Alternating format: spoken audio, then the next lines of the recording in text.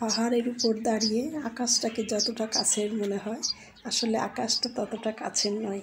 তেমনি কোনো কাজই আসলে সফলতা পেতে গেলে অতটা সহজে পাওয়া যায় না। হ্যালো এভরিওয়ান, আসসালামু আলাইকুম। নতুন আরেকটি ভিডিও নিয়ে আপনাদের মাঝে হাজির হয়েছি। হোম অ্যান্ড টেলার্স থেকে আপনাদেরকে আরও একবার স্বাগত জানাই। কাছে এবং দূরে যে যেখান থেকে আমার ভিডিওটি দেখছেন, আশা করছি ভালো আছেন, সুস্থ আছেন। আল্লাহর রহমতে আমিও আপনাদের দোয়ায় ভালো আছি, সুস্থ আছি। তো সকাল সকাল দেখলেন আমার বারান্দা বাগানে পাখি এসেছিলো, তো ভাবলাম ভিডিওটা করে নিয়ে, একদম খুব সুন্দর ডাকছিল।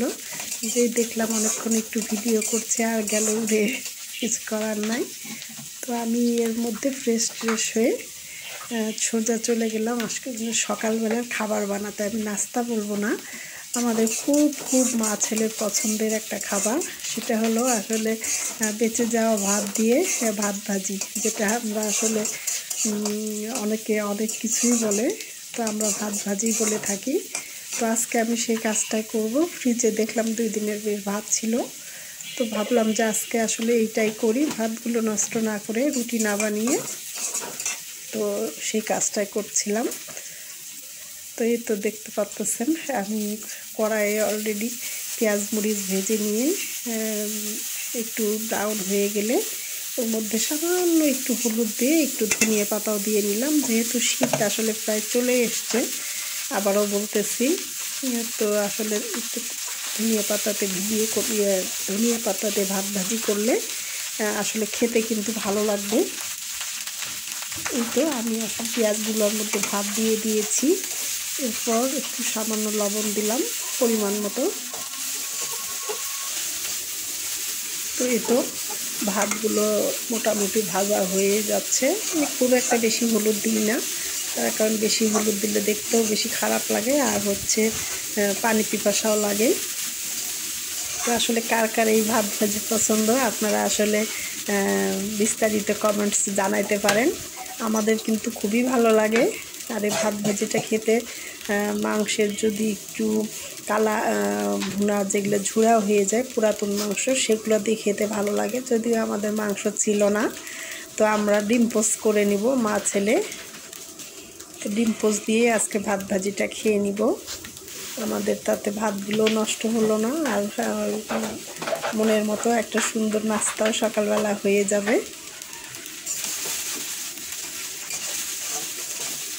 ভিডিওর এ পর্যায়ে যারা প্লিজ আমার ভিডিও দেখছে, তারা একটু লাইক দিয়ে ভিডিওটা করতে পারেন।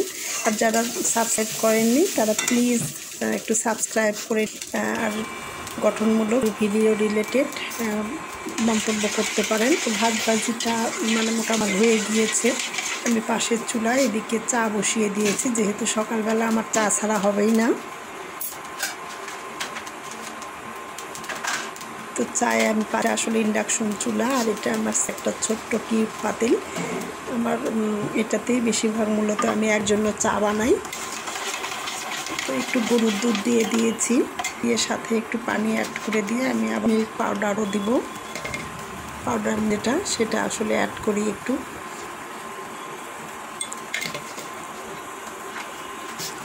এই তো আমি গুঁড়া দুধটা অ্যাড করে দিলাম। এরপর একটু মোটামুটি গরম হয়ে গেলে এরপরে চা পাতা দিয়ে দিব চায়ে।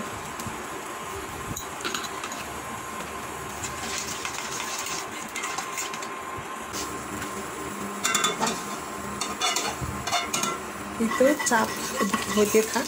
আমি এখন ডিম একটা ফ্রাই প্যান বসিয়ে দিয়েছি। তো এই ফ্রাই প্যানটা কালো দেখে আসলে কিছু মনে হয়, এটার বয়স 18-19 বছর হবে আর কি।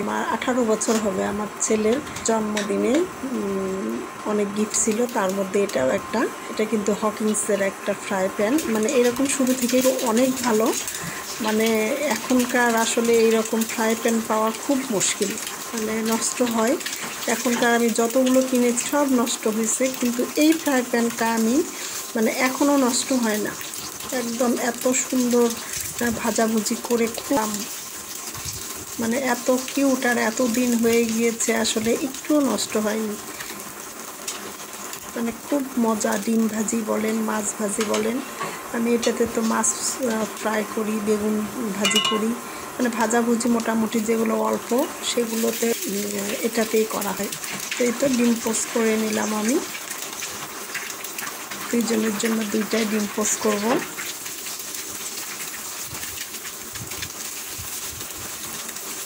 আর আমরা কিন্তু আসলে কুসুমটা মানে আধা সিদ্ধ যেটা সেটা খাই না। এখন আসলে বিভিন্ন রোগ জীবাণু, ওটা খেতেও ভয় লাগে। আর আমি আসলে ওই আদা কাঁচা কাঁচা যে ডিমের কুসুমটা থাকবে সেটা আসলে না দেওয়ারই চেষ্টা করি ছেলেকে।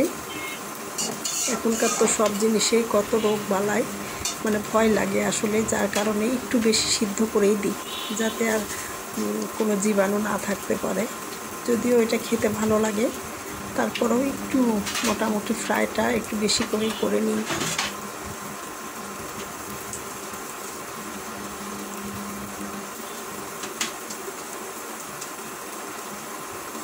তো আপনারা আসলে ইদানিং দেখতেছি আপুরা মানে মাঝের দিকে, আমার যদিও আমি অনেক নতুন, বেশি দিন হয়নি ইউটিউবে আসা, তো আপনারা কিন্তু আসলে প্রথমের দিকে মোটামুটি ছিল, মাঝের দিকে দেখছি আপুরা ভালো কমেন্টস করতেন, মানে খুব ভালো লাগতো। আবার ইদানিং দেখতেছি যে আপুরা এখন ভিডিও দেখতেছেন না, নাকি আমার ভিডিও পছন্দ হচ্ছে না জানি না।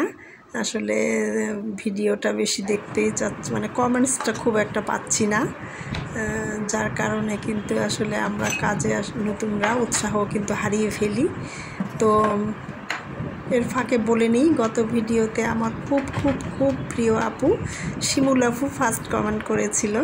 তো আমার এত ভালো লেগেছে যে আপুর ভিডিও আমি আসলে শুরু থেকেই দেখি, আর মানে অনেক ভালো লাগে। আর আপুর কথাগুলো তো অসাধারণ লাগে আসলে শুনতে, মানে ওনার কথাগুলো শোনার জন্যই আমি ভিডিওটা দেখি আসলে। ওনার আর কাজগুলো এত গুছায় করে। তো শিমুল আপু, যদি তুমি দেখে থাকো আমার ভিডিওটা, তো অসংখ্য অসংখ্য ধন্যবাদ তোমাকে। এভাবে পাশে থেকো, তাহলে দেখবো যে মানে ভালো লাগবে আসলে। আর আমি তো তোমার পাশে অবশ্যই আছি। তো আশা করবো এরপরে আমি মানে আমার ভিডিওতে আরও কমেন্টস করবে। তো আপু, তোমার জন্য দোয়া থাকলো, তোমার ছোট্ট দুইটা বেবি, বিশেষ করে ইজান বাবার জন্য অনেক দোয়া থাকলো।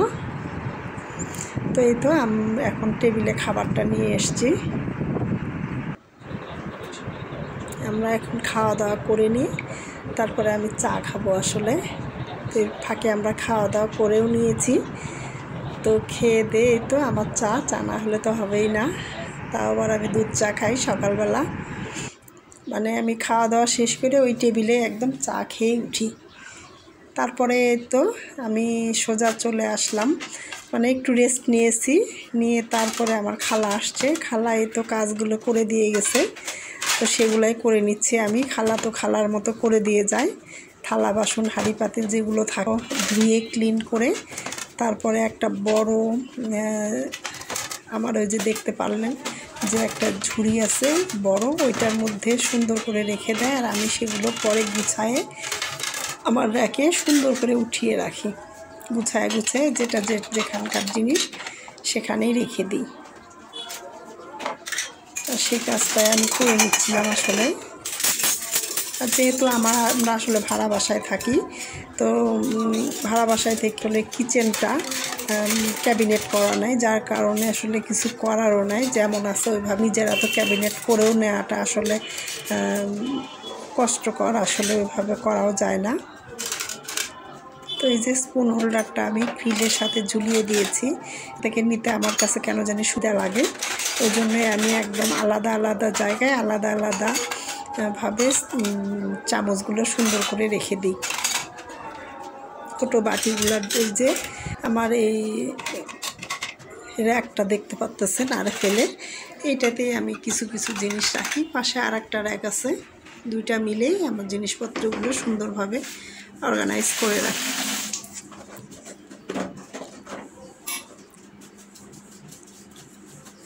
তো আমার রান্নাঘরের ওগুলো গুছানো শেষ। আমি এবার একটা কঠিন কাজ আজকে কাট করার জন্য মানে করে একদম যে আজকে করবই, আসার যেগুলো আসলে সব ফুলদানিগুলো ছিল ফুলগুলো দেখলাম যে বেশ একটু কালো হয়েছে, ওগুলো আসলে কয়েক মাস হয়ে গেছে, 2-3 মাস ওগুলো ক্লিন করা হয়নি। আজকে তো সকালবেলা এই তো ওগুলো করে নিয়ে বালতি একটু বেশি করে পানি দিয়ে তার মধ্যে ডিটারজেন্ট দিয়ে নিয়েছি। তো দিয়ে সবগুলো ভিজিয়ে রাখবো 1-2 ঘন্টা এগুলো, তাহলে কিন্তু এমনিতেই ওগুলো পরিষ্কার হয়ে যাবে। তো আমি সেই কাজটাই করে নিচ্ছি আজকে। মানে আমার কাছে এই কাজগুলো করব করে কিন্তু আসলে দেখা যায় 1-2 দিন পার হয়ে যায়। তো আজকে ভাবছি করবই। তো ওদিকে আমার ওগুলো ভিজিয়ে দিয়ে আমি সোজা চলে এসেছি আমার বেডরুমে।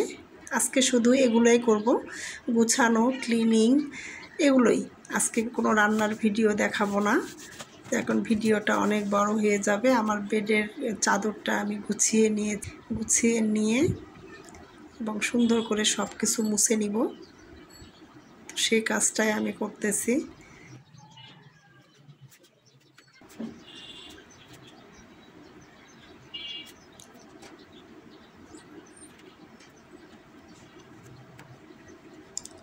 এই তো পাশে আমার দেখতেই পাচ্ছেন যে কিছুদিন আগে আমি একটা নতুন না, এই কর্নারটা আমার পুরাতনই ছিল। আমার মিররটা সাজানোর জন্য এই কর্নারটা নতুনভাবে মেকওভার করেছি, সেটাই সুন্দর করে মুছে একদম ক্লিন করে রাখি। আর যেহেতু এটা মানে কালো কালার, তেঁতুলের বীজ খুব ময়লা হয়, আসলে প্রতিদিন মোছা লাগে। তো আমি এই তো বিছানাগুলো গুছিয়ে নিয়ে ওই কর্নারটা গুছিয়ে নিয়ে আমার আলমিরাটাও মুছে নিচ্ছি একটু শুকনা কাপড় দিয়ে। আমি মানে বেশিরভাগ প্রতিদিনেই মোছা হয়, যার কারণে আমার ফার্নিচারগুলো অনেক পুরাতন। আমার বাসায় কিন্তু সব কিছুই কাঠের ফার্নিচার, খাট, আলমিরা, wardrobe, dressing table, dining table, sofa, সব কিছু, ছেলের বেড, ছেলের আলমারি, এটা 3 পামে। দেখেন এগুলোর বয়স কিন্তু আসলে অনেক দিন, তারপরেও মানে মোটামুটি ক্লিন করে রাখার জন্য এখনও কিন্তু বেশ চকচকে। কাঠের জিনিস কিন্তু একটু পরিপাটি করে মুছে রাখলে এমনিতেই সুন্দর লাগে। এটা আমার সংসার জীবনের একদম প্রথম, আমার ছেলে হওয়ার আগে। তখন কিন্তু অনেক নতুন আছে, মানে অনেক আসলে এটা, এরপরেও কিন্তু অনেক সুন্দর আর বেশ। তো এইভাবে আমি প্রথমে গুছিয়ে ফার্নিচারগুলো একটু মুছে ক্লিন করে রাখার চেষ্টা করি, ভালো লাগে। আর পরিপাটি ঘরে থাকলে মনটাও ভালো লাগে। মানে এই সময় কিন্তু আমি আমার নিজের মতো করে সুন্দর করে ধুয়ে এগুলোই করি। আর যেটা শোনানো কপিরাইট আসবে, আমি কিন্তু সবসময় মিউজিক ছেড়ে দিয়ে আমি কাজ করি। তো এই তো গুছানো মোটামুটি শেষ। এদিকে খালাগুলো মুছে দিয়ে গিয়েছে। তো আমরা দুপুরে রান্নাবান্না করে খাওয়া দাওয়া শেষ করে নিয়েছি। আর ফুলগুলো ধুয়ে আমি রোদে আসলে বেলকনিতে দিয়ে দিয়েছিলাম। ফুলগুলো সুন্দর করে পানি ঝরে একদম শুকিয়ে গিয়েছে। আর এটা হলো একদম বিকেলবেলা। তো আমি যথারীতি সবগুলো ফুলগুলো বেলখায় নিয়ে এসে এগুলো সব করে নিয়েছি। এই যে দেখতে পাচ্ছেন, এটা আমার ওয়াশিং মেশিনের উপর দিয়ে দিলাম। ওটা এই হচ্ছে ওভেনের উপর। সাদা ফুলদানিটা কিন্তু অনেক সুন্দর। আর এগুলোর বয়স কিন্তু অনেক, মোটামুটি আমি একটু ক্লিন রাখার কারণে কিন্তু বোঝা যায় না যে এত পুরাতন। এটা ওভেনের উপরে রাখি। উপরে একটা দেখতে পাচ্ছেন কি কিউট একটা টিস্যু হোল্ডার, কুশি কাটা দিয়ে। এই যে এইখানে ছেলের হাফ আলমিসে ওইটার উপরে রাখি ছেলের রুমের। এটা কিন্তু একটা আর্টিফিশিয়াল ফুল, কিন্তু কেন জানি মানে পরিষ্কার করার পর মনে হয় একদম বুঝি তরতাজা গাছের মতোই লাগে। এটা ডাইনিংয়ে আমি ফ্লাওয়ার ভাসটার মধ্যে এই ভাস অনেকগুলো ফুলে আমি মোটামুটি ধুয়ে দিয়ে এই তো ডাইনিংয়েরটাও দিয়ে দিলাম। আজকে আর দেখিয়ে দিলাম।